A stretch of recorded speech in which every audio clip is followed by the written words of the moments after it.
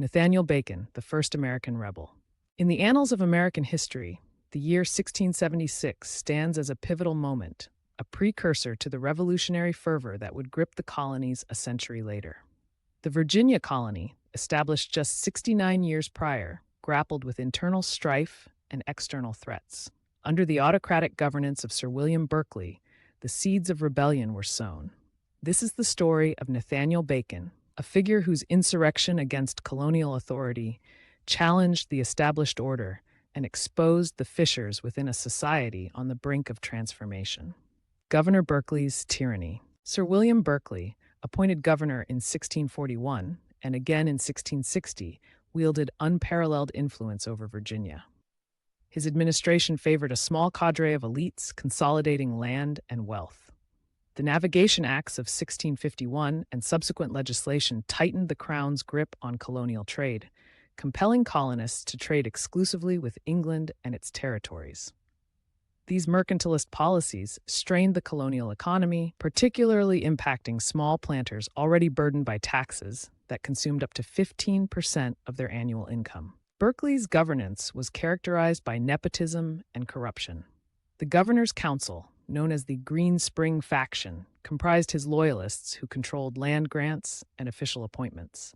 The House of Burgesses, whose elections had been delayed for over a decade, became a mere extension of Berkeley's will, effectively nullifying any semblance of democratic process. Growing tensions on the frontier. Expansionist policies led settlers to encroach upon indigenous lands, igniting tensions. Frontier settlers, often younger sons without inheritance or former indentured servants seeking opportunity, moved westward into territories held by tribes such as the Susquehannock and Dogue. The escalation of hostilities was marked by violent incidents beginning in 1675. Notably, a misdirected attack by Virginia militiamen on a Susquehannock village resulted in retaliatory raids.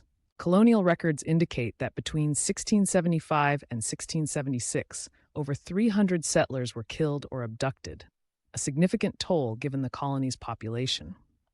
Despite urgent appeals for protection, Governor Berkeley refused to authorize military action. His reluctance stemmed from vested interests. The fur trade, monopolized by Berkeley and his associates, generated substantial profits, estimated at £200,000 annually in today's currency. The emergence of Nathaniel Bacon. Nathaniel Bacon Jr., born in 1647 into a prosperous English family, was well educated, attending Cambridge University and Gray's Inn. Arriving in Virginia in 1674, he quickly established himself, acquiring substantial plantations totaling over 1,200 acres along the James River, near the volatile frontier. Personal losses due to indigenous raids, his overseers killed, properties damaged, propelled Bacon to the forefront of those demanding a military response. His familial connection to Governor Berkeley, being his cousin by marriage, initially gave him hope for support. However, Berkeley's outright denial of his request for a commission to lead a militia revealed deep divisions within the colony's leadership. Taking matters into his own hands. Resolute, Bacon heeded the settlers' pleas. In April 1676, he assembled a volunteer militia of approximately 300 men, a significant force given the colony's demographics. This militia represented a cross-section of colonial society: planters, freed indentured servants, and frontier inhabitants unified by a common cause. Defying colonial statutes that prohibited unauthorized military expeditions, Bacon and his men marched towards the Roanoke River to confront the tribes responsible for the recent attacks. Their determination underscored the settlers' desperation and the failure of colonial governance to ensure their safety. Berkeley's vendetta. Governor Berkeley reacted with fury to Bacon's defiance. On May 29, 1676, he declared Bacon a rebel, invoking the harsh penalties associated with treason. Mobilizing a force of loyalists, primarily from the Tidewater region where his influence remained strong, Berkeley sought to apprehend Bacon and his followers. However, logistical challenges and widespread sympathy for Bacon's cause impeded his efforts. Meanwhile, Bacon's militia engaged in a spirited skirmish with the Occaneechi tribe, resulting in significant casualties and temporarily securing the frontier. Demand for representation. Discontent among colonists intensified. Delegates from coastal settlements confronted Berkeley, expressing support for Bacon and demanding reforms. They highlighted the governor's failure to protect the colony and the lack of genuine legislative representation, as the House of Burgesses had not been re-elected for 14 years. Under mounting pressure, Berkeley agreed to dissolve the existing assembly and call for new elections. This concession was a critical moment, reflecting the governor's waning influence and the colonists' growing insistence on self-governance. Bacon's political ascendancy. In the ensuing elections, Nathaniel Bacon was overwhelmingly elected to the House of Burgesses for Henrico County. Aware of potential threats, he arrived in Jamestown cautiously, accompanied by 40 armed supporters. Berkeley, attempting to undermine him, had Bacon arrested upon arrival. However, the governor underestimated the public's support for Bacon. Faced with the possibility of unrest, Berkeley was compelled to release Bacon and allow him to take his seat in the assembly. This event marked a significant shift in power dynamics within the colony. Escape and mobilization. Despite his apparent acquiescence, Berkeley continued to plot against Bacon.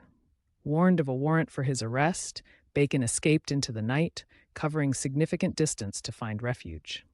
The next morning, Berkeley's men were frustrated to discover their quarry had slipped away. News of the governor's actions spread rapidly, inciting anger among the colonists. A force of 500 men rallied in support of Bacon, vowing to defend their leader against tyranny. This mobilization reflected the depth of dissatisfaction with Berkeley's regime and the lengths to which settlers were willing to go to assert their rights.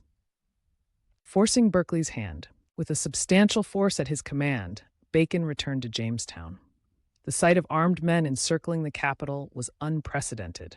Under significant duress, Berkeley was compelled to grant Bacon the commission of Major General, legitimizing his leadership of the militia. Additionally, Bacon's laws were enacted, implementing significant reforms: universal suffrage for freemen, reductions in taxation, and limits on office holding to prevent conflicts of interest. These laws aimed to address systemic issues within the colony and were a direct challenge to the existing power structure. Renewed indigenous threats. As political battles unfolded, indigenous raids continued. A brutal attack on a village north of Jamestown resulted in numerous deaths. Recognizing the immediate threat, Bacon swiftly led his forces to confront the attackers. His campaigns were effective in reducing indigenous incursions, but they were also marked by harsh tactics, including attacks on both hostile and neutral tribes. These actions, while bringing temporary security to the colony, have been scrutinized by historians for their ethical implications and impact on indigenous populations. Betrayal and strategy. Mid-campaign, Bacon received intelligence that Berkeley was raising troops to apprehend him upon his return. Understanding the strategic disadvantage, Bacon made a decisive move to march on Jamestown once more. This preemptive strategy aimed to neutralize Berkeley's threat before it could materialize. His ability to adapt to changing circumstances demonstrated his tactical acumen and underscored the fluid nature of the conflict. Seizing control. Berkeley's efforts to muster a militia faltered as many soldiers defected or refused to fight against fellow colonists. With minimal resistance, Bacon seized control of Jamestown.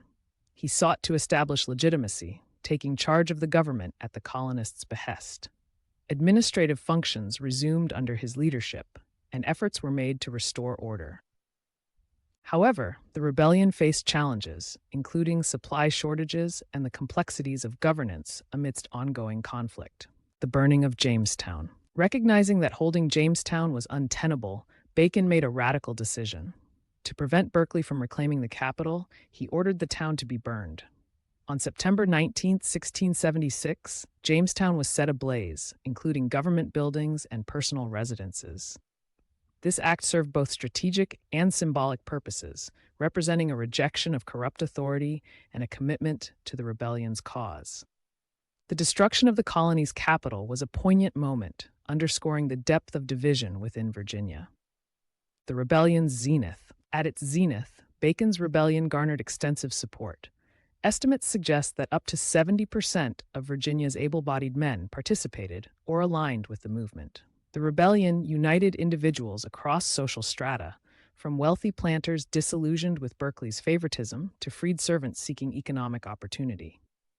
The demands extended beyond immediate grievances, touching on broader issues of self-governance, equitable treatment, and resistance to arbitrary authority. This unity, however, was fragile, built on shared discontent rather than cohesive ideology. Tragedy strikes. In the midst of these successes, fate intervened. In October 1676, Nathaniel Bacon contracted dysentery, a common and often fatal illness in the colonial era due to inadequate sanitation and medical knowledge. Despite efforts to treat him, Bacon died on October 26, 1676, at the age of 29. His death dealt a devastating blow to the rebellion. Without his leadership, the movement lacked direction, and internal divisions began to surface. The loss underscored the precariousness of the rebellion's achievements and the reliance on Bacon's unifying presence. Berkeley's ruthless return. Seizing the opportunity, Governor Berkeley swiftly regained control. He unleashed a campaign of retribution that was unprecedented in its severity. Over the following months, 23 of Bacon's most prominent supporters were executed, often without fair trials. Properties were confiscated and heavy fines imposed, crippling many families economically. The punitive measures extended beyond the rebellion's leaders, instilling fear throughout the colony.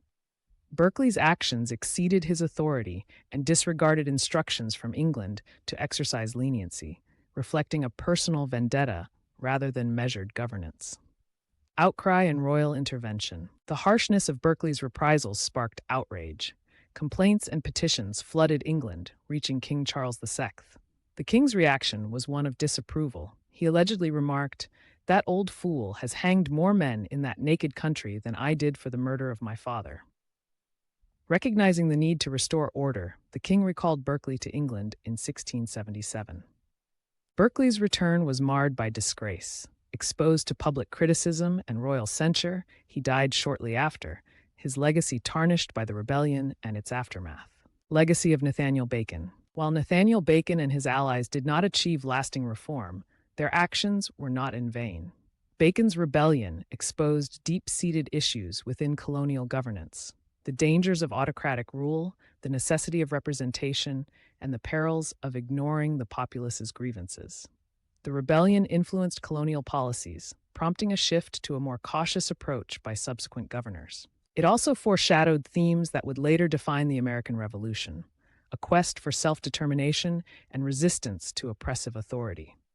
Historians view Bacon's rebellion as a significant, though complex, event that shaped the trajectory of colonial America.